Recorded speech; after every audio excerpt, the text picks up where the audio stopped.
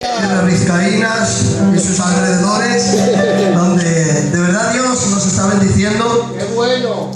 Mi experiencia es que siempre que he estado en esta zona, Dios me ha bendecido. Esa es mi experiencia.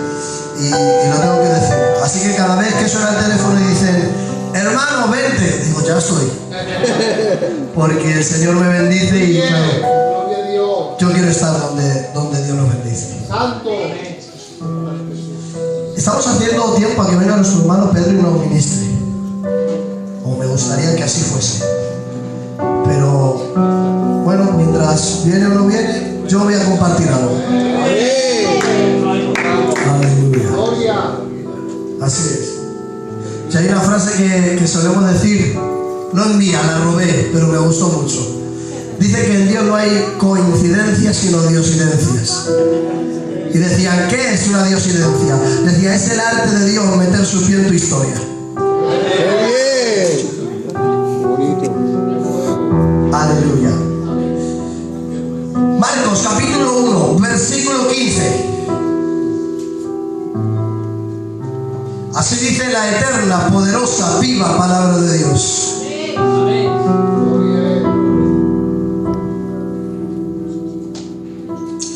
Leemos desde el 14. Después que fue encarcelado, Jesús vino a Galilea predicando el evangelio del reino de Dios, diciendo, el tiempo se ha cumplido y el reino de Dios se ha acercado. Arrepentíos y creed en el evangelio. Me encanta cómo empieza Jesús su ministerio. Me encanta cómo comienza Jesús su primer mensaje. Su primer mensaje va a delinear toda su vida ministerial y todo su ministerio aquí en la tierra. Y me encanta cómo comienza. Comienza haciendo una declaración de gloria. El tiempo se ha cumplido. Y el reino se ha acercado. Arrepentíos. Creed en el evangelio. Yo cuando leí esta porción bíblica decía, el tiempo se ha cumplido. Y yo preguntaba, ¿el tiempo de qué? ¿Qué tiempo? Hasta que por las escrituras y el Señor te hace ver. En Daniel había una promesa. Es que habría 4 imperios simbolizados en aquella estatua. Después del 4.º imperio habría una piedra que sería lanzada, golpearía y destruiría todo aquel imperio, y de ahí se levantaría un nuevo imperio. Si nos vamos, vemos que Dios crea al hombre, lo crea en gloria, lo crea en comunión, lo crea lleno de autoridad, y le dice, enseñoreate del cielo, de las aves del cielo, de la tierra, de los animales, de las aguas, de lo que se ve. Pero hay algo que sucede. Satanás se mete por medio y estropea todo el plan divino preparado. Rompe todo el plan, parece ser, aparentemente. El hombre cae y es degradado, pierde su autoridad, pierde su posición, pierde su condición, pierde su comunión, pierde toda la autoridad que él tiene. Y ahora, durante 4.000 años, el hombre es arrastrado. Intentan servir a Dios en la inocencia, pero es imposible, pues caen, como es el caso de Adán. Quieren servir a Dios en la conciencia, pero es imposible. Se equivocan y pecan contra su propia conciencia. Más tarde se levanta la dispensación de los pactos, pero tampoco pueden cumplir con los pactos establecidos y también se equivocan.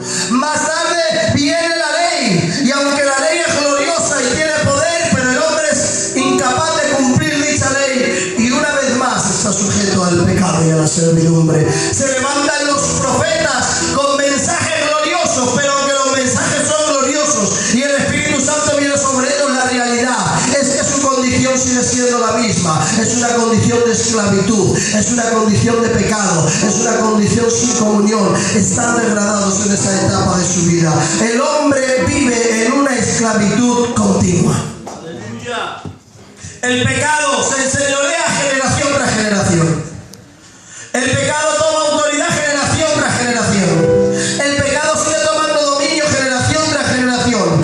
El abuelo no puede cumplir, el padre tampoco puede cumplir, el hijo tampoco puede cumplir, y ahí van pasando las generaciones y el hombre se ve incapaz de cumplir con la demanda divina. Siguen esclavos del pecado. El diablo sigue haciendo estragos, se mete en las familias y las rompe, se mete en los matrimonios y los destruye, se mete en los hogares y los quebranta, trastorna a las naciones. No hay quien se libre, desde la más alta alcurnia hasta los hombres de más baja condición. Todos viven esclavizados, todos viven atados, todos viven sujetos a la servidumbre del pecado, y parece ser que esto es incambiable. Durante 4000 años parece ser que esto no se puede cumplir. Han pasado todas estas dispensaciones y ninguna de ellas les ha podido librar, pero hay un momento en que Jesús aparece en la historia, y cuando Jesús aparece en la historia, aparece con un mensaje, y es: el tiempo se ha cumplido y el reino de los cielos se ha acercado. Arrepentidos y creed en el Evangelio. Padre. Era como que la línea de la vida del hombre estaban delante de él. Yo me lo imagino así.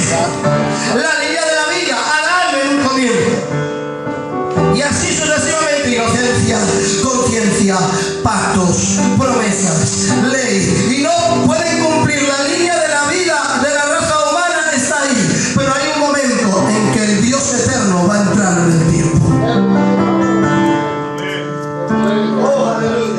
Hay un momento en la historia en que el Dios que vive en el Kairos va a entrar en el Cronos. Hay un tiempo en el que el Dios que no tiene principio ni tiene fin, el Dios eterno y poderoso, se va a limitar al Cronos, se va a limitar al tiempo. Y ahora, señores, el Dios eterno mete su pie en la historia. Y cuando el Señor mete su pie en la historia, va a meter el pie en la historia para trastornar la historia, para cambiar las etapas, para cambiar los tiempos y establecer un nuevo tiempo. ¡Oh, aleluya! ¿Cómo necesitas, querido hermano, que Dios meta su pie en tu historia? ¿Cómo necesita la iglesia que en ese tiempo Dios vuelva a meter su pie en la historia?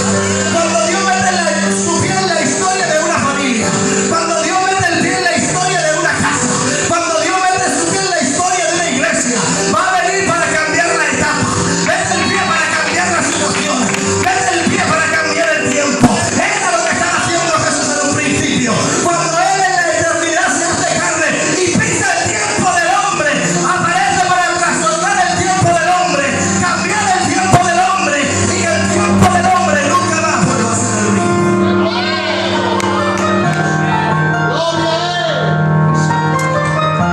Escucha, Dios quiere meter su santo pie en tu historia. Aleluya. No sé cómo es la historia de tu vida, pero sé una cosa: cuando Dios mete su pie en la historia, la cambia. Y era lo que estaba diciéndole a Satanás: Satanás, te se acabó el sueño. He aparecido. Qué bueno. Era como que le estaba diciendo: he vuelto. Estoy aquí. Y estoy aquí porque te se acabó el sueño. Han sido 4000 años de esclavitud. Han sido 4000 años hundiendo al hombre. Han sido 4000 años esclavizando al hombre. Han sido 4000 años donde al hombre le has robado su posición y su condición. Le has degradado. Le has hecho perder su dignidad. Le has hecho perder la comunión. Le has hecho perder toda su trayectoria. El hombre anda divagando de acá para allá. Pero vengo a darte una noticia: se acabó tu tiempo y empieza mi tiempo. Gloria a Él. Cuando Dios mete el pie en la historia, aparece y trastorna la historia. Pero lo segundo que dice es: el tiempo se ha cumplido y el reino de los cielos se ha acercado. Eso me entusiasmó. Es que como el hombre no podía ir a Dios, como el hombre no se podía acercar a Dios, como el hombre era incapaz de acercarse al Dios vivo, santo y poderoso, como el hombre no podía entrar en el reino de Dios, porque el pecado del hombre le había degradado y su condición no le dejaba participar de la herencia de Dios, y no podía entrar a compartir todo lo que Dios había preparado para él. Había perdido todo lo que Dios le había regalado y no podía volver a entrar. Ni la ley, ni los pactos, ni las promesas, ni la conciencia, ni los sacrificios, ni los templos, ni la sinagoga, ni los fariseos, ni los saduceos. Ninguno tenía poder para acercar al hombre a Dios. Le hablaban de Dios, sí. Le contaban cómo era Dios, sí. Le explicaban cómo iban las cosas de Dios, sí. Pero no podían acercarlo a Dios. No podían atraerlo a Dios. Y claro, en vista de que el hombre no podía acercarse al cielo, Jesús dijo: no se preocupen, el cielo viene a la tierra. No se preocupen, como ustedes no se pueden acercar a Dios, Dios se acercará a ustedes. No se preocupen, como el hombre no puede entrar en la línea y en el nivel de Dios, Dios va a bajar y se va a hacer hombre. Y ahora, ¿qué está diciendo? El tiempo se cumplió, se le acabó el sueño a Satanás, pero vengo a anunciarte algo: un nuevo reino, el reino de los cielos, al que tú no podías llegar. A él sí ha venido hasta donde estás tú. Él se queda hasta donde tú vives. Él se ha rebajado a tu condición y ahora puedes disfrutarlo. El tiempo se ha cumplido, el reino se ha acercado, y con el reino su cultura, con el reino su entorno, y con el reino su experiencia. Porque el reino de Dios tiene una cultura, todo el reino tiene una cultura. Usted vive en el reino de España, por eso le gusta la paella. ¿Por qué come a las 2 de la tarde? Si en el resto del mundo no se come a las 2 de la tarde. ¿Por qué come tortillas de patata? Por el simple hecho de que usted vive en el reino de España, y como vive en el reino de España, come la comida del reino, tiene el horario del reino, tiene el lenguaje del reino. Por eso habla usted castellano, si no se hablaría otro idioma, pero como vive en el reino de España, y donde el lenguaje del reino oficial es el de España, se habla en España. Si no se hablaría, pues portugués, francés, italiano, el que fuese, pero como usted vive aquí, pues habla ese reino.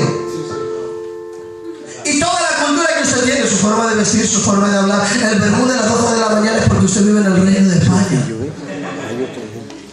Claro, porque el reino trae una cultura. El reino tiene un horario, el reino tiene una comida. Y ahora Jesús está llegando para anunciar algo. Y está diciendo: óiganme, un reino se acerca. Y con este reino se acerca un lenguaje. Con este reino se acerca una cultura. Con este reino se acerca una nueva comida. ¡Aleluya! Con este reino una nueva reina. Con este reino se va a acercar una nueva dimensión. Hoy vengo a anunciarles el reino de los cielos. ¿Cómo es el lenguaje del mundo? ¿Qué diferencia hay? ¿Cómo es el lenguaje de este reino? Ese lenguaje es un lenguaje de fe. Ese lenguaje es un lenguaje de autoridad. Ese lenguaje es un lenguaje de santidad. Ese lenguaje es un lenguaje de gozo. Y la cultura de este reino es santidad, pureza. Y para eso los beneficios de este reino andarán de poder en poder, de triunfo en triunfo, de poder en poder, de gloria en gloria y de victoria en victoria. Ha llegado el reino.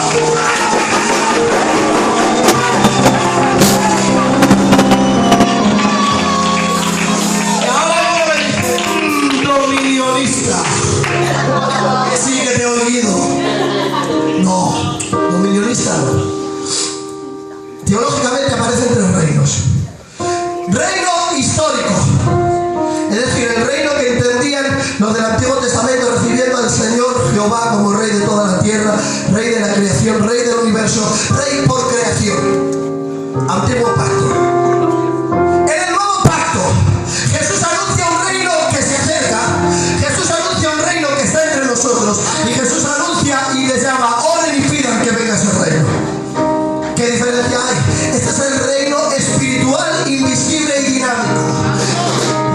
Invisible, espiritual y dinámico. Es invisible puesto que no está en las cosas visibles. Es espiritual puesto que no tiene que ver con las cosas materiales, aunque sí las afecta. Y es dinámico porque se mueve hoy. Este reino se mueve hoy. Y luego estará el reino escatológico. El reino escatológico, el reino profético, es el reino que Cristo trae cuando pisa la tierra y establece el reino milenial. Y allí sí, allí será sobre las naciones, será sobre toda la materia. Satanás será atado y todo estará en orden. ¿Cuántos dicen amén si lo creen? Estoy correcto, ¿verdad, ministerios? Estoy correcto. Tengo una doctrina sana entonces. Lo que te vengo a anunciar es que el reino de Cristo ha venido para bendecirte. El reino de Cristo ha venido para levantarte. Y el reino de Cristo ha venido con poder. ¿Y para qué vino este reino? Déjame que te lo diga, que me emociono. ¿Para qué ha venido este reino? Este reino ha venido para levantar al reino de las tinieblas.